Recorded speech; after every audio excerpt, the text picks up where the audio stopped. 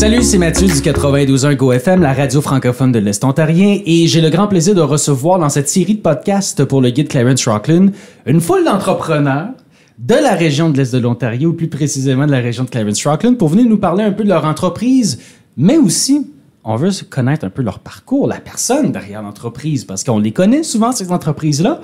On connaît peut-être un peu moins les gens qui se trouvent en arrière de ça, puis qui ont construit, finalement, les belles entreprises qu'on retrouve chez nous. Et j'ai l'honneur de recevoir dans cet épisode-ci Sissi Mundala du Check-in Market. Bonjour. Bonjour Mathieu. Sissi, j'aimerais un peu que tu nous présentes ton entreprise pour commencer. Merci beaucoup Mathieu. Mon entreprise s'appelle le Check-in Market. C'est un petit marché afro-caribéen. Donc, on vend des produits africains, des produits caribéens, mais c'est aussi un dépanneur. Parce que pour les gens qui habitent dans la région de Clarence-Rockland, ils savent que l'immeuble là où on a mis le Check-in Market, c'est un immeuble qui est là depuis plusieurs années et il y a un dépanneur qui était là depuis plus de 40 ans. Oui, donc quand on a acquis l'immeuble, j'ai bien voulu mettre les produits afro-caribéens, mais je voulais aussi laisser ce côté canadien où tout le monde pouvait venir aussi se retrouver dans les produits qu'on peut trouver dans tous les dépanneurs. C'est comme ça qu'il y a un bon mélange entre l'Afrique, les Caraïbes et le reste du monde. C'est ça le Check-in Market. Qu'est-ce qui t'a poussé à devenir entrepreneur, à te lancer en affaires? Certains ont cette fibre-là entrepreneuriale dès le départ, dès leur plus jeune âge. Des fois, la famille aussi était des entrepreneurs. Des fois, c'est un accident de parcours. Puis des fois, on le sait pas trop, finalement, comment on est devenu entrepreneur dans ton cas. Comment ça s'est passé, ton parcours? Comment es-tu devenu entrepreneur? Moi, je suis née en République démocratique du Congo. Et très jeune, ma mère avait un salon de coiffure. Donc, elle avait un salon de coiffure. Et quand j'ai fini mes études secondaires, avant de venir au Canada, elle m'a poussée à aller superviser les travailleurs. Et en supervisant les travailleurs dans le salon de coiffure, c'est là que j'ai eu cette fibre-là de l'entrepreneuriat. Et je me disais toujours, même un jour quand j'arrive au Canada, je pense que j'aurai mon entreprise. Donc, je suis arrivée au Canada en 96. Et quand je suis arrivée en 96, j'ai eu le temps d'aller à la cité collégiale. J'ai fait la programmation en informatique.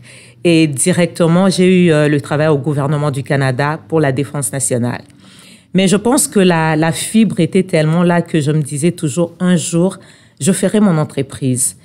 Et il y a eu quelque chose qui s'est passé. Je me suis retirée de mon travail au gouvernement. J'ai eu une retraite anticipée, très jeune. Et là, je me suis dit, mais après, je vais faire quoi? Et c'est vraiment pendant le COVID, quand on était à la maison, parce que moi, j'aime cuisiner. Et je cuisine chaque jour.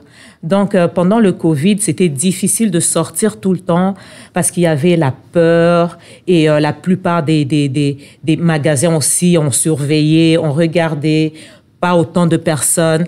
Donc là, c'était difficile pour moi de cuisiner chaque jour comme je le voulais. Et quitter Rockland, aller jusqu'à Ottawa, ça devenait vraiment comme une corvée pour moi. Et c'est là que j'ai commencé à regarder et me dire, mais pourquoi pas avoir un genre de shop africain-caribéen dans la ville de Clarence-Rockland. Et surtout que nous avons déménagé ici en 2010. Donc, mon mari, moi et les enfants, nous sommes parmi quand même les premières familles africaines à déménager dans la région de Clarence-Rockland. Et je me suis dit, après 10 ans, 11 ans, je pense qu'il est temps d'avoir ce marché-là. Et c'est comme ça que j'ai parlé avec mon mari et il m'a dit, tu peux le faire. Et après avoir parlé aussi avec ma fille, parce qu'elle aussi, elle aime beaucoup le maquillage, elle est un peu dans tout ce qui est cosmétique.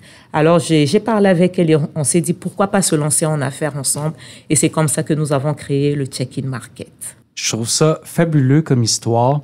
Je suis très surpris de ton parcours, la partie gouvernement canadien, la partie au niveau du ministère dans lequel tu étais et au niveau de l'informatique. Oui, oui.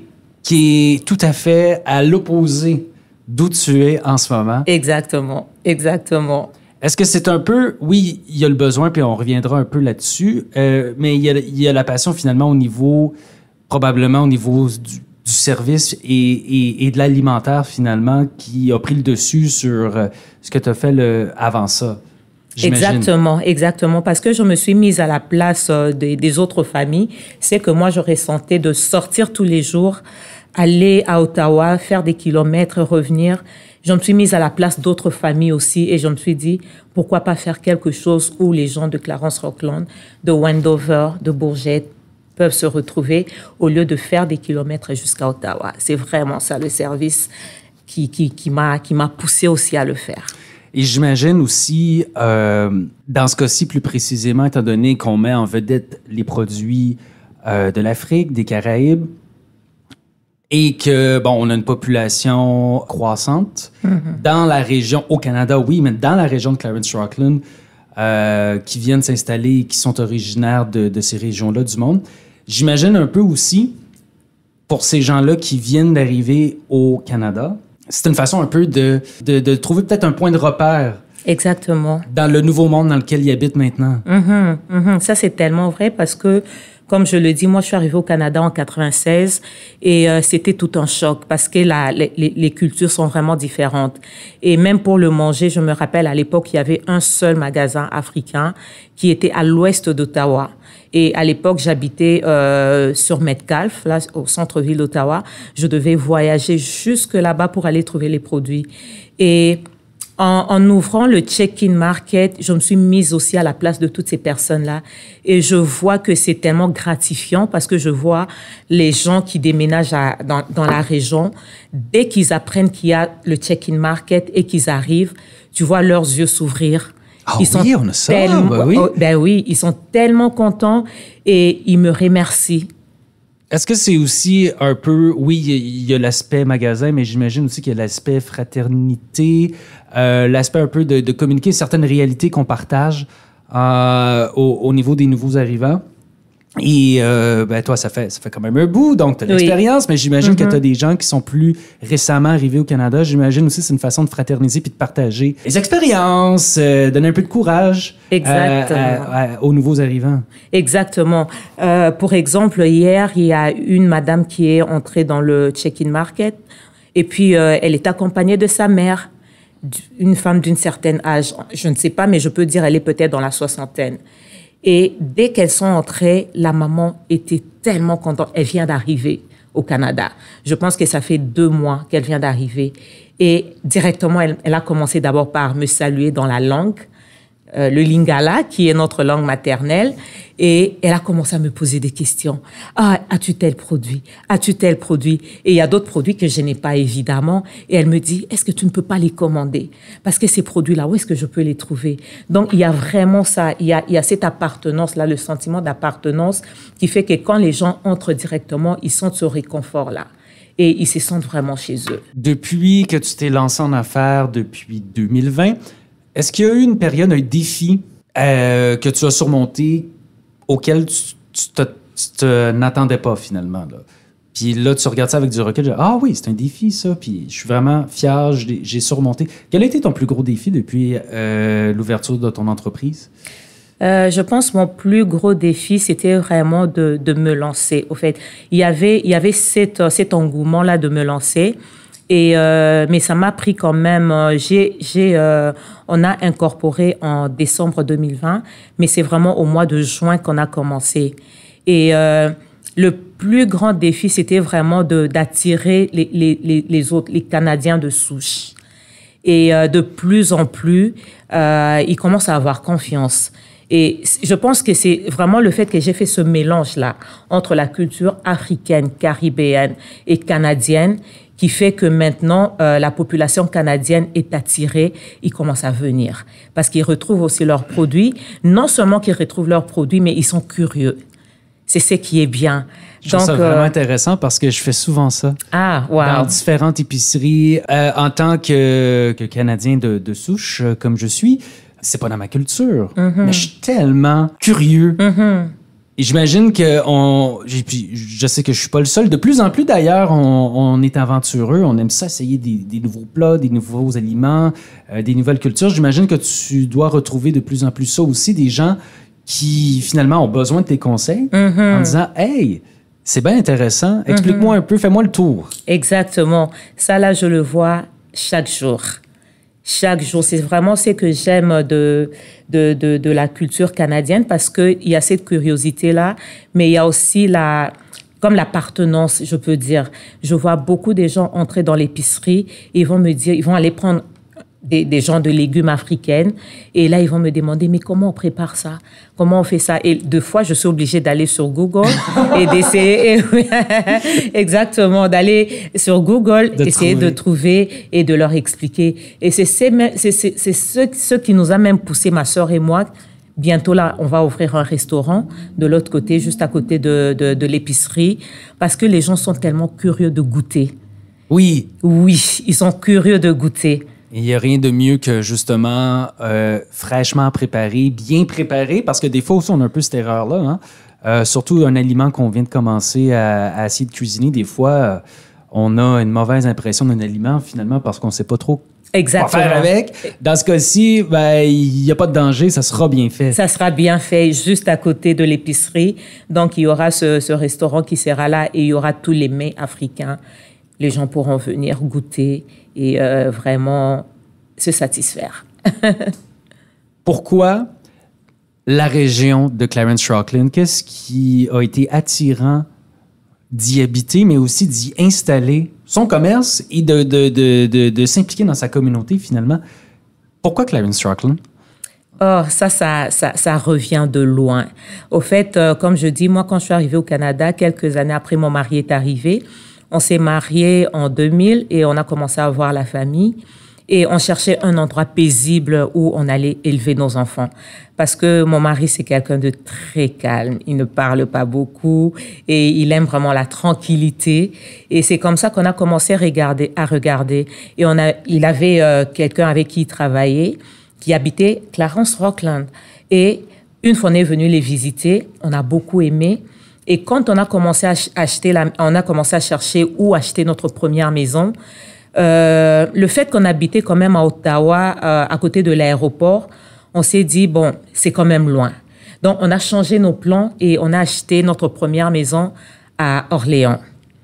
On est resté à Orléans, je pense, si je ne me trompe pas, c'est de 2005 à 2010. Et là, notre cœur brûlait tellement pour la région de Rockland qu'on s'est dit, mon mari et moi, on vend la maison et on va aller là-bas parce qu'on avait vraiment aimé rester à Rockland. Et c'est comme ça qu'on a vendu notre maison à Orléans et on est venu ici depuis 2010 et on est bien ici. Oui. On est bien établi et c'est à cela aussi qu'on a pensé commencer l'épicerie parce que je ne me voyais pas retourner à Ottawa juste pour l'épicerie. Je voulais vraiment desservir la région de Clarence-Rocklin parce que j'ai vu aussi qu'il y avait une grande migration. Et à l'époque, je me rappelle quand on a déménagé, on avait des amis, même la famille qui nous disait « Mais vous êtes allés loin, pourquoi ?» Et aujourd'hui, je te dis, ils sont ici. Vous les avez attirés ici. On les a attirés. Vous les avez convaincus. Exactement. Que c'était un endroit qui était paisible. La Exactement. Vie. Puis fonder sa famille ou du moins y élever sa famille ou poursuivre ça. Ah. Voilà. Donc, ils sont là avec nous. C'est un peu ça notre parcours, oui. En affaires, souvent, il y a beaucoup de choses qui ne sont pas prévues, ça on le sait. Mais quand même, souvent, on essaie des fois de planifier ce qu'on est capable de planifier et on fait un plan d'affaires. Mm-hmm. Dans 5 ans, là, évidemment, on a déjà un bout de réponse parce que le restaurant s'en vient. Exactement. Mais quand même, où vois-tu ton entreprise dans les 5 prochaines années? Wow. En tout cas, dans les 5 prochaines années, je vois l'épicerie Check-in Market s'accroître, s'agrandir et vraiment être capable de desservir toute la communauté. Je ne vois pas seulement Clarence-Rocklin, je vois Hawkesbury, je vois Bourgette, pourquoi pas Alfred, parce que Ottawa, c'est quand même saturé et je vois Check-in Market se multiplier. Aujourd'hui, on a un seul check-in market, mais dans 5 ans, je vois plusieurs check-in market.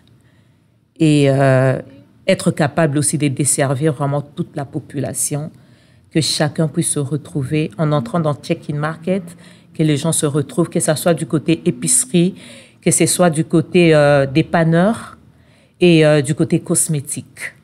Donc, c'est vraiment ça la vision que j'ai pour Check-in Market pour les 5 prochaines années.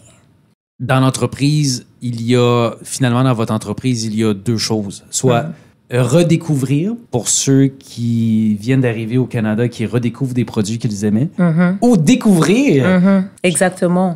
Exactement. Et en faisant le Check-in Market, c'était ça aussi le but, faire découvrir la culture africaine, parce qu'il n'y a jamais eu d'épicerie africaine à Rockland.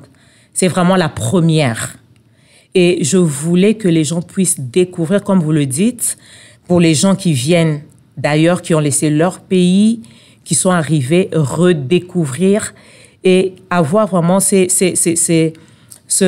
sont chez eux, quoi, qui se sentent chez eux, qui ne sentent pas comme si il y a quelque chose qui me manque et à chaque été vouloir retourner au pays juste pour ramener des produits de là, parce que c'est ça qui m'arrive. Exactement. Moi, c'est ce qui m'arrive. On paye des suppléments à l'aéroport. Exactement. Valise, oui. Exactement. Moi, chaque fois que je pars dans mon pays, au Congo, je laisse tous mes vêtements et je ramène. Je laisse tous les vêtements, les chaussures que j'ai amenées et je ramène plein de glacières avec la nourriture.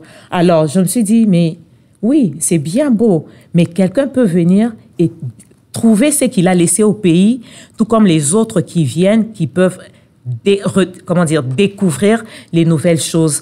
Il y a dans l'épicerie un genre de poissons que je vends. Et moi, je pensais que ce poisson-là n'était pas dans les eaux du Canada. Alors, il y a quelqu'un qui est entré, un Canadien blanc de souche, et il a vu ce poisson-là. Tu sais ce qu'il m'a dit? Je me rappelle quand j'étais petit, j'allais à la pêche avec mon grand-père et on pêchait ce poisson-là. J'ai tellement oublié, ça fait des années, et aujourd'hui, je revois ce poisson dans ton épicerie. Waouh! Et il a acheté. Il a acheté. Il est parti avec. Donc, c'est un peu ça. C'est un peu ça. Quelle belle histoire. Je suis déjà en Mathieu. amour. Oui. Sissi Mundala du Check-in Market. Un grand merci. Merci à toi aussi, Mathieu.